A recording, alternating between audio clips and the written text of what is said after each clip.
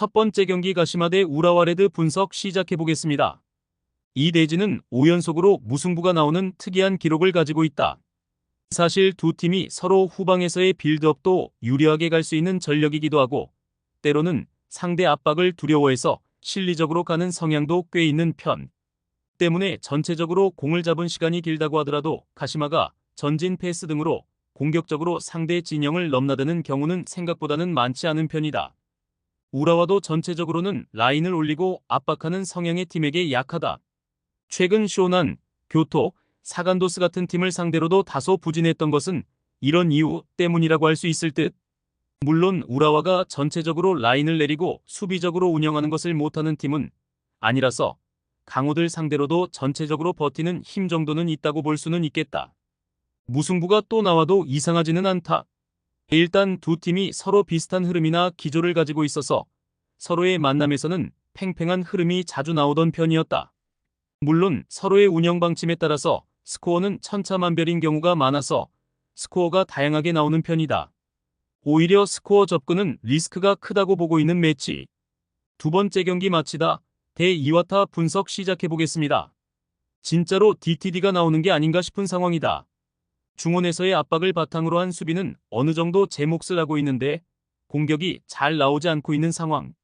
결국 공을 잡은 상황에서도 전진이 되지 않아서 힘이 좋은 선수를 투입해서 직선적으로 가는 것 말고는 크게 힘을 쓰지 못하고 있는 상황이다. 특히 이와타가 마치다를 상대로는 일부러 공을 쥐어주는 편이기도 해서 지공에서의 문제점을 드러낼 수 있는 케이스. 올 시즌 마치다와의 첫 만남에서는 오히려 2-0으로 이겼다. 홈이었지만 오히려 점유율을 상대에게 내주었는데 이 상황에서 마치다가 그다지 정교한 모습을 보여주지 못했고 이와타의 특징인 폭발력을 사용할 수 있게 된 것. 전체적으로 마치다의 중앙 수비 능력이 좋지만 이와타가 측면을 우회하는 식의 접근을 이어가는 상황에서는 크로스와 세컨볼 싸움에서 우위를 점할 수도 있는 편이다. 이와타가 할 만한 상황이라고 보고 있다. 마치다 상대로는 공을 쥐어주고 폭발력을 이용한 역습을 최대한 선호하는 편인데 마치다도 중앙에서 공을 잡은 상황에서도 그다지 전진 능력을 잘 보여주지는 못했던 편. 전체적으로 마치다가 지공 상황에서 약하고 이와타도 측면을 우회하는 식의 흐름은 탈 수 있다고 할 수 있겠다. 세 번째 경기 FC 도쿄 대 도쿄 베르디 분석 시작해 보겠습니다. 전체적으로 라인을 내리고 플레이를 하는 속공 상황에서는 찬스를 만드는 것이 아주 맹탕은 아닌 전력이다. 다만 결정력에서의 흐름은 좋지 못한데 지난 가와사키전에서도 기대 득점이나 슈팅에서는 앞섰어도 유효 슈팅에서는 결국 상대보다 뒤지는 모습이었다. 베르디를 상대로도 상대 전진을 유도하고 역습으로 타격하는 면모를 보여주기는 했는데 확실한 결정력을 보여줄 수 있을지는 지켜봐야 할 일. 최근에는 점유율을 올리고 전진하는 모습을 보여주다가 당하는 상황이 잦은 모습을 보여주고 있다. 사실 감독의 특성도 수비와 역습으로 상대를 타격하는 스타일에 가까운데 베르디의 공세 플레이 자체가 롱볼에 집중되어 있다는 점에 주목해야 할 듯.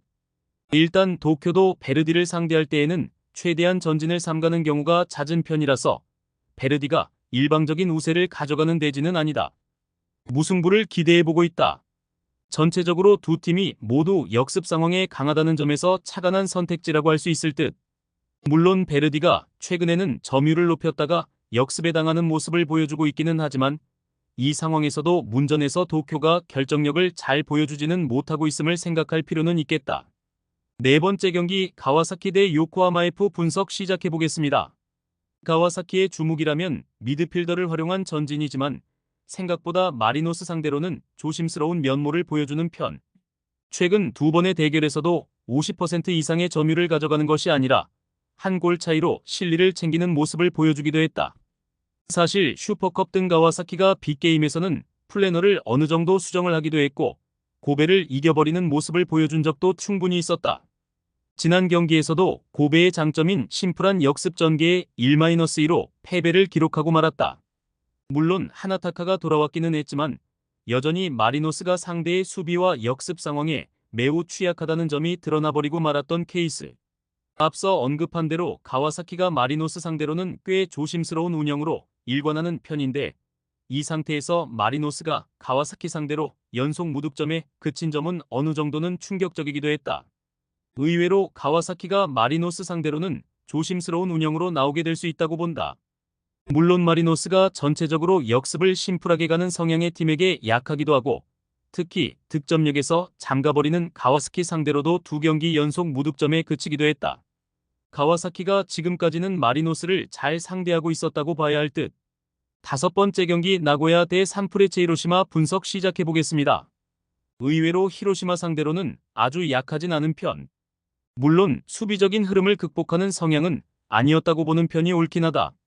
히로시마는 늘 공수 전환이 빨라서 나고야를 타격하는 것도 아주 큰 문제를 일으키지는 않는 편이기도 했고, 나고야도 이를 감수하고 화력으로 상대를 공략하려고 노력하는 편. 그래도 홈에서는 최근 히로시마 상대 2승 1무로 나쁘지는 않다. 원정에서도 공격 횟수나 슈팅을 만들어내는데 어려움을 가진 유형은 아니다. 다만 에너지 레벨을 끌어올릴 필요가 있는 전력인데다 에너지 레벨이 떨어지는 원정에서는 전체적으로 성적 자체가 좀 들쭉날쭉한 흐름은 가지고 있는 것도 사실이다. 특히 낮은 라인을 구축하고 버티는 후쿠오카 상대로도 1-1로 비기는 등 전체적인 기동성 위주 흐름도 기복을 좀 보이는 편이었다.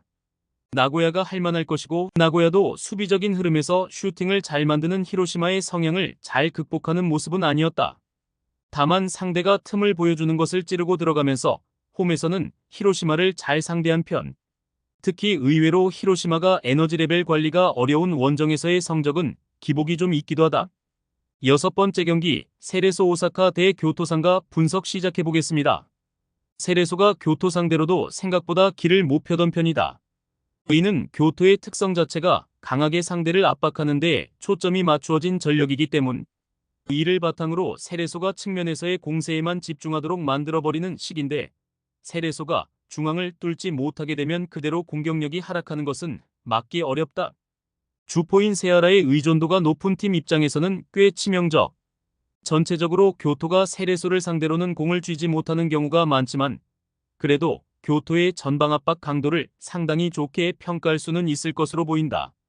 세레소뿐만 아니라 의외로 후방 빌드업을 어느 정도 할 줄 아는 우라와 같은 팀을 상대로도 0-0 무승부를 낚아오는 모습을 보여준 적도 있었다. 강호들을 상대로도 자기 색깔을 보여주는 보람을 느끼고 있다고 할 수 있겠다. 무승부가 나와도 이상하지는 않다고 보고 있는 대진. 이는 교토가 우라와나 세레소 등 강호들을 상대로도 선전하고 있다는 데서 기인한다.